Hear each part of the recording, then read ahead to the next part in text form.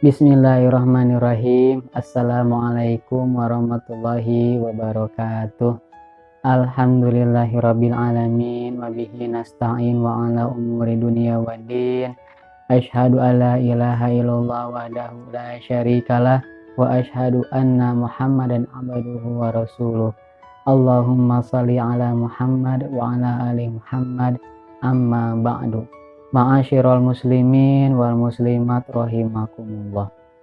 Pada pengajian kali ini saya akan menyampaikan tentang niat dalam mencari ilmu. Allah Subhanahu wa taala berfirman dalam Al-Qur'an, A'udzubillahi minasyaitonirrajim. Wa ma khalaqtul jinna wal insa illa liya'budun. Tidaklah aku menciptakan jin dan manusia, melainkan tugasnya satu, yaitu untuk beribadah kepadaku. Melaksanakan ibadah harus dibarengi dengan niat. Niat walaupun tidak terucap, namun niat memiliki peranan yang sangat penting. Kenapa bisa seperti itu? Karena niat merupakan pokok atau rukun dalam ibadah. Dalam hadis sahih, wa an Rasulillah sallallahu alaihi wasallam, kam min amali yutasawwaru bi surati a'mal ad-dunya wa yasiru bi husnil niyyah min a'malil akhirah, wa kam min amali yutasawwaru bi surati a'malil akhirah thumma yasiru min a'mali dunya bi su'in na'iyah.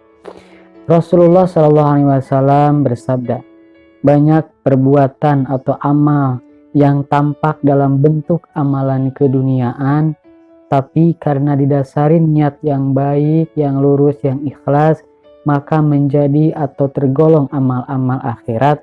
Sebaliknya, banyak amalan yang sepertinya tergolong amalan akhirat, kemudian menjadi amal dunia karena didasari niat yang tidak lurus atau niat yang tidak ikhlas. Umpamanya, aktivitas dunia seperti olahraga, dengan niat kita melakukan olahraga itu sebagai usaha atau ikhtiar menjaga kesehatan, dan kesehatannya dipakai untuk melaksanakan ketaatan kepada Allah. Itu amalan dunia yang bernilai ibadah dan akan mendapatkan pahala. Namun sebaliknya, ketika ada aktivitas akhirat seperti contohnya sholat, seperti contohnya puasa, zakat gitu, kemudian menuntut ilmu ya dengan niat untuk menunjukkan bahwa dirinya adalah orang yang soleh, dengan niat untuk menunjukkan bahwa dirinya orang yang taat, orang yang bertakwa, dengan niat menunjukkan bahwa dirinya adalah orang yang mulia, maka amalan akhirat tersebut tidak akan bernilai ibadah dan tidak akan mendapatkan pahala, bahkan akan mendapatkan dosa.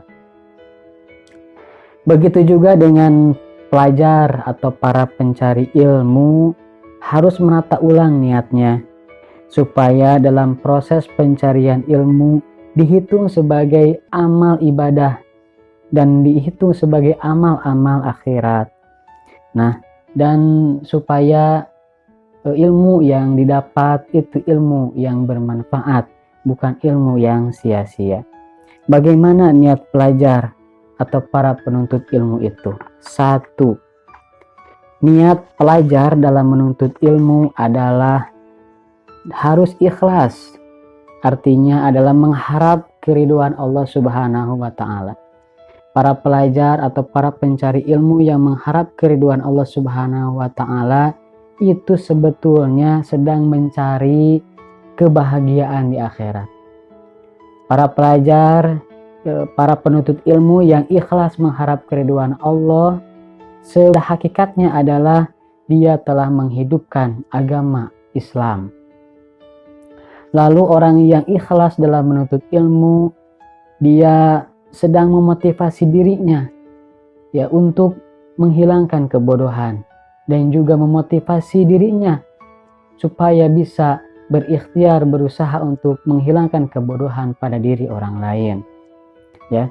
Dan ketakwaan tidak sah tanpa disertai dengan ilmu. Mengutip perkataan para ulama, orang yang tekun beribadah tapi dia bodoh, bahayanya lebih besar daripada orang alim, orang yang berilmu tapi durhaka.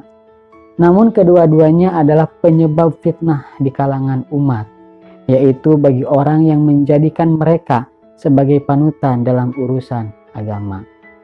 Orang yang tekun beribadah namun bodoh, dan juga orang yang berilmu namun durhaka, kedua-duanya menjadi penyesat umat Islam. Yang kedua, ya, bagi pelajar, niatnya itu harus niatkan dalam proses mencari ilmu itu untuk mensyukuri nikmat akal dan nikmat kesehatan badan. Yang membedakan manusia dengan binatang adalah akal. Akan hina manusia jika akalnya hilang. Makanan utama akal adalah ilmu. Syukuri akal dan badan kita yang masih sehat dengan banyak belajar. Kemudian yang ketiga adalah jangan niatkan menuntut ilmu untuk mencari dunia atau kedudukan di masyarakat. Syekh Imam Muhammad bin Ibrahim bin Ismail Ash-Shafar Al-Anshari membacakan syairnya kepada Abi Hanifah. Siapa yang menuntut ilmu untuk akhirat, tentu ia akan memperoleh anugerah kebenaran. Dan kerugian bagi orang yang menuntut ilmu hanya karena mencari kedudukan di masyarakat. Boleh saja kita berniat menuntut ilmu untuk mencari dunia atau untuk mencari kedudukan di dunia atau di masyarakat. Akan tetapi dunia atau kedudukan itu harus digunakan untuk kepentingan agama. Artinya apa? Artinya kedudukan atau dunia itu digunakan untuk dakwah amar ma'ruf nahi munkar, untuk melaksanakan ketaatan kepada Allah Subhanahu wa taala dan menegakkan agama Islam.